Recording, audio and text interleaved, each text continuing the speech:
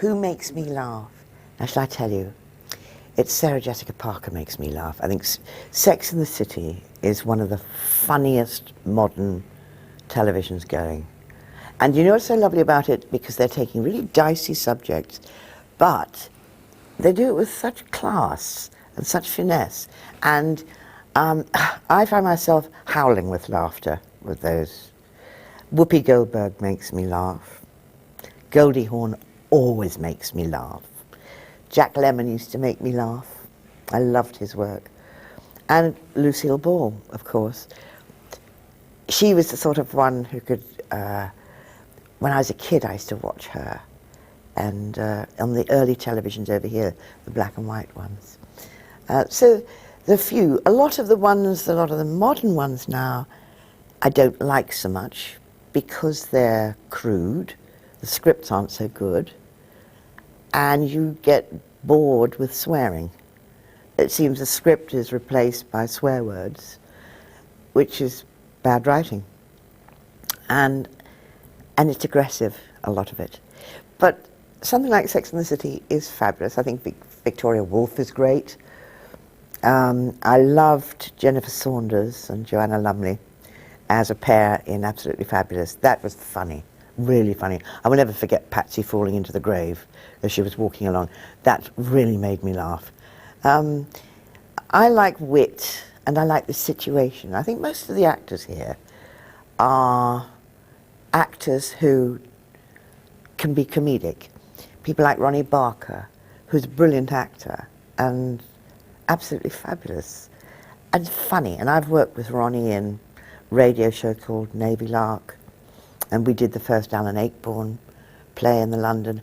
And I often wish that Ronnie had been a director as well, because his ideas were just brilliant. And that was really good comedy. And who are all the other lovely ones? I used to like Abbott and Costello and Laurel and Hardy. I was never keen on Chaplin, but I liked Buster Keaton. I liked the subtlety things. And I once did a whole day I spent with George Cukor.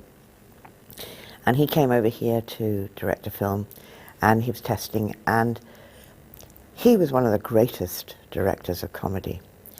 And I remember him saying one of the big dangers for the British actors is that they like to nudge the audience, and you should never nudge the audience. You should let them believe it. And it is the situation or the script that is funny. And what makes me laugh is a funny script or a very truthful performance that is just bizarre, and that makes me laugh. Lucille Ball I admired because she was also very glamorous and yet hysterically funny, and she could physically do things, really make you laugh.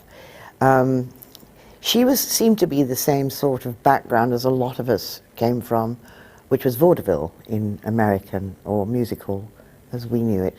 And I mean, I started off stooging to a lot of comedians, to people like Nat Mills, and I was doing Nat Mills and Bobby, and I used to get shot out of a helicopter and fall through boxes while singing opera or playing a violin, and then fall over something else. And so you were used to dancing and being able to make things appear funny.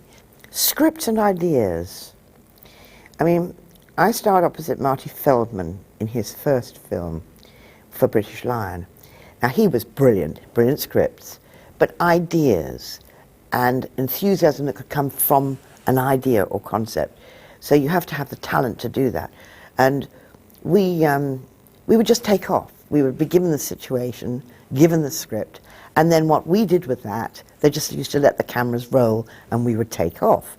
And on that film, by the way, Penelope Keith came in as a part as an au pair called Lottie somebody, as a big German with big black plastic stuff on. And that was a very funny scene. But scripts, if you don't have a decent script and you have lots of swear words, it's not funny. And some of it's getting very crude, very aggressive, and I think rather cruel.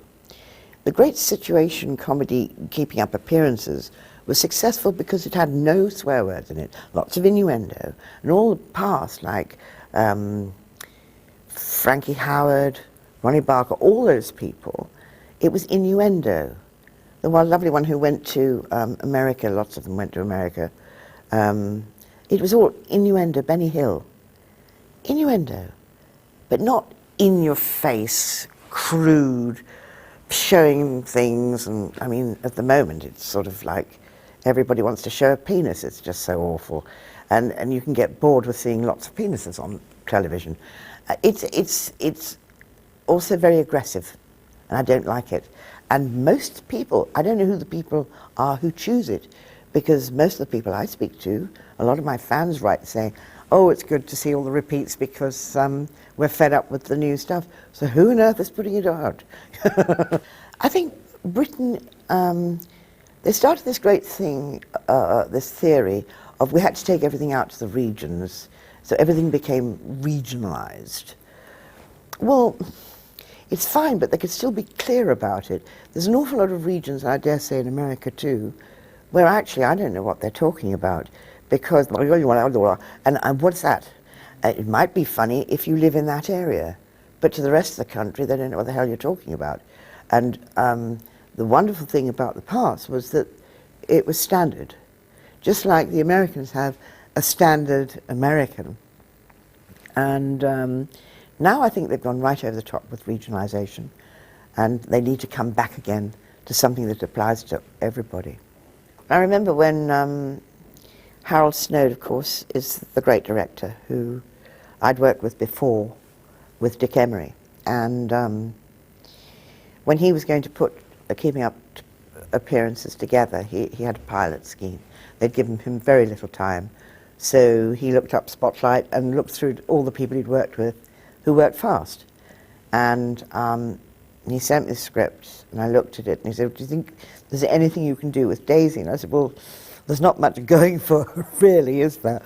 But then I was thinking of the little character that I'd once done with Nat Mills, which was a very sort of simple soul, very childlike. And when I got together with the others, and I went down to the wardrobe room, and I found this really wonderful grey cardigan, which was awful.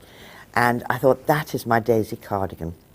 And it sort of put that on, and you felt right. And I had some terrible old sandals, which I brought up and used. And slowly, the relationships developed between the sisters. So we knew that Hyacinth was the bossy one, and she'd kept us all down, because she'd the one who, in English terms, she would have gone to the grammar school, we would have all gone to the secondary modern, and if we sort of lasted that long. And she was the one with the brains and aspirations. And so gradually we all sort of started working together and found Harold told us to make it north of Watford, and because there were Pats from Liverpool, and so was Jeff, and all these different accents. Clive Swift I'd worked with before in a sort of heavier drama, but we all sort of headed up with the northern accent. Then I had to find the sound, so I lifted it up and got it into a higher timbre than I normally use. This was very difficult when one year, I think it was 1993, I was doing Cemetery Club playing Ida, which is New York, Bronx. And so I was using the lower register of my voice, but in the mornings I was filming Daisy in Keeping Up Appearances, and to try and leap my voice back up to Daisy's voice. And I remember there was take after take where I couldn't hit the right sound. And then I got it, and it was just one rubbishy take after another. The sound is very important. And also, once Harold gave me a Mills and Boon book, which is one of these romantic books, and because I believe so much in people reading books, I said, can I make this part of Daisy's thing? She hasn't got any romance going on. Can she please have a romantic book every week? And so that was part of my suggestion. And what was lovely, I was at a publishing dinner, and the Mills and Boon people were there, and they came bouncing up and they said, oh, our book sales have gone up. So I went to Harold and I said, can I read one of my own books in the bed instead of Mills and Boon? He said, you are not doing advertising at all.